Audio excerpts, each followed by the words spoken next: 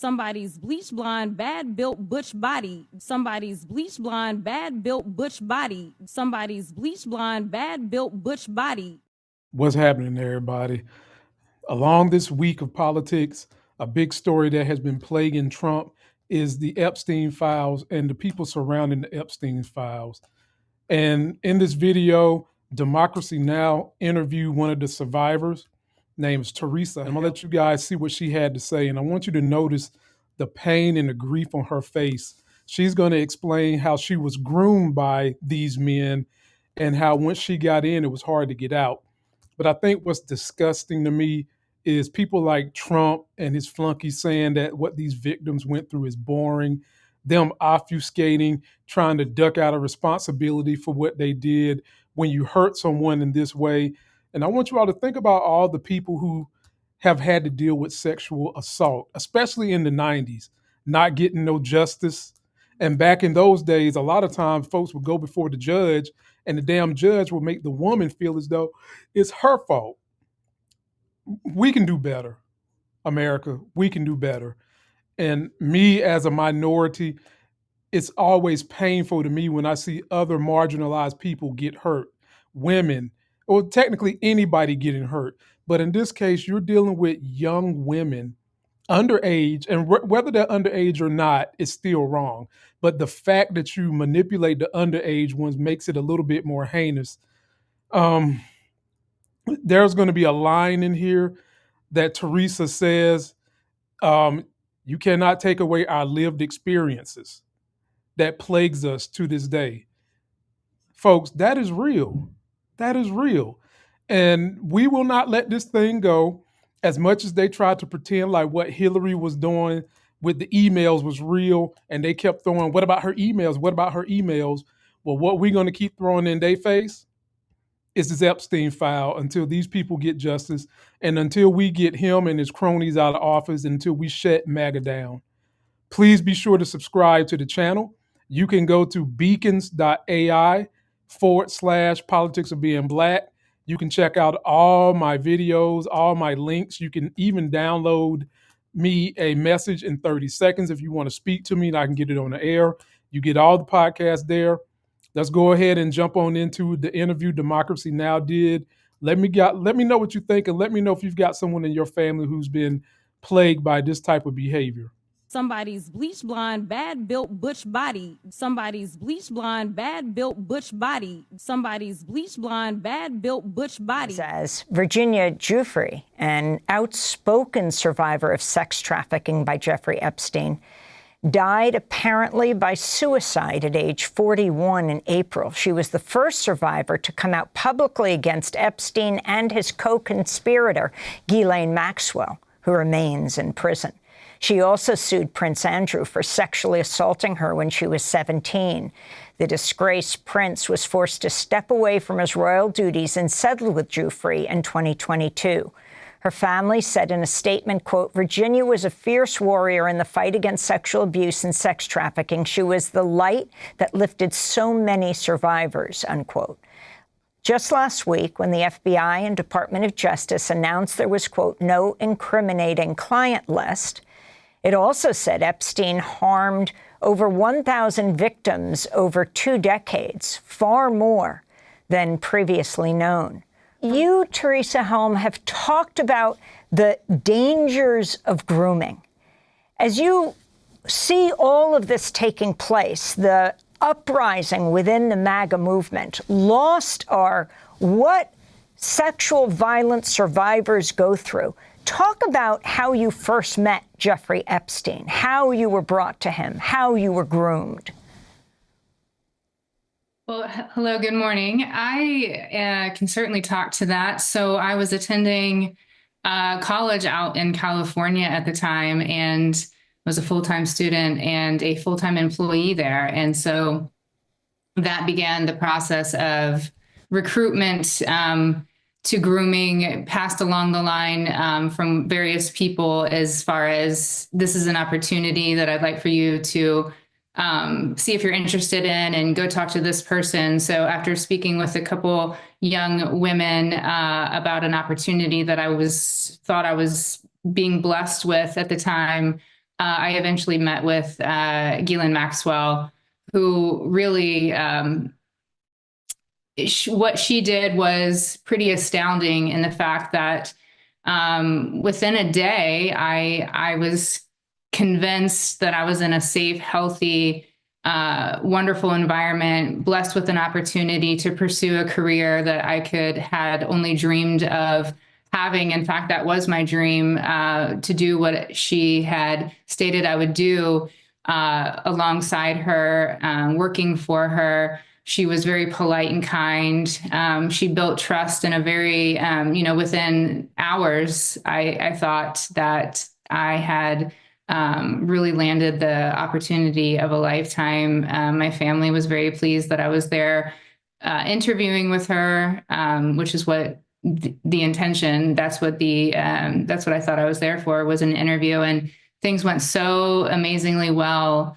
And then she was so successful in all of that very, I would call it, master manipulation. She was very calculated in her craft and did it very well.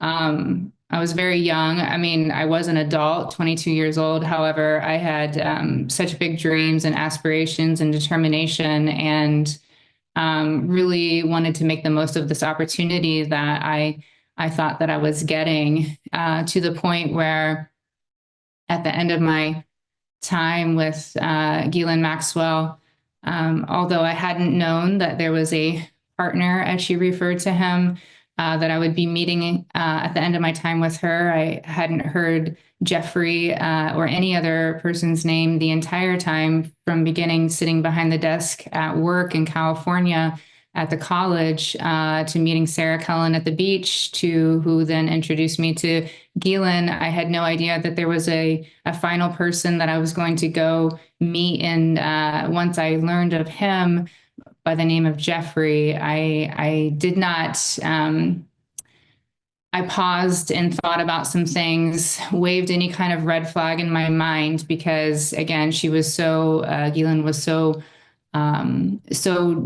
good at what she had done and built that trust in me.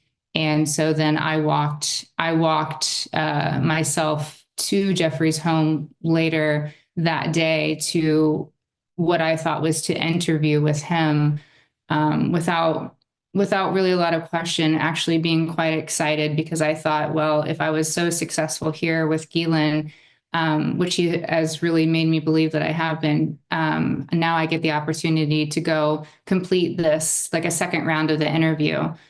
And that was really, I walked myself into tragedy. I had no idea. I actually should, and I will reframe that. I didn't walk myself into tragedy. I was lured there. I was coaxed there, coerced there, under false and fraudulent, conditions and expectations. And it was it was then that Jeffrey Epstein assaulted you? That's right. There in his very big, beautiful home there in Manhattan. The home that Ghislaine was raving about after I had been complimenting her on her home and speaking about the different various buildings and the architecture and how much I enjoyed it, and comparing different cities to New York. And then she raved about his. If I thought hers was great, wait till I see his. Yeah, so it was there. Mm-hmm. So you have joined the call for the Epstein files to be released. Can you explain why you feel this is so important?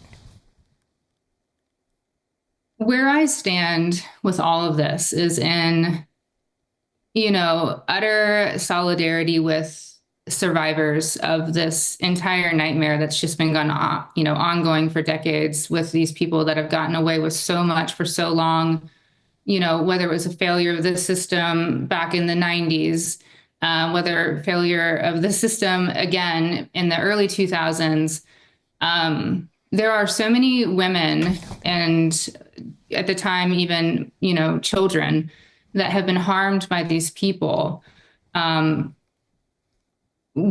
really urge everyone to focus the commitment, the intention, all this time, effort, and energy onto bringing to light what needs to bring to light for these survivors and their healing, and less about political weaponization of anything, because at the end of the day, that's what we're talking about. We're talking about people's lives, and it should not be weaponized either way in any administration, no matter who's in control at the time, who did what when, who's doing what now. Transparency is key, because we cannot move forward as a society and as a culture without these fundamental changes of doing the right thing and holding people accountable, because we can't continue to have systems of power that just get away, or people, whether it's a system or a person. We cannot continue to have these people or systems continue to get away with anything that they can get away with, because they're skating through, they're dodging accountability. There's too much money involved. So, people silence through money. We have got to change it's degrading our society to continue to allow these predators and perpetrators to get away with harming so many people. Those that harm and exploit, they have to be silenced, not the survivors continuing to be silenced. Because when you don't have accountability, you don't have justice. We are so far out of balance with justice. It's almost like, Lady Liberty, she can take a small step to the ground, because we're so uneven, where survivors are holding on, clinging on to the hope, which tends to be, one thing that you can't take away from a survivor. It's how we get here. We survive through it because we have so much hope.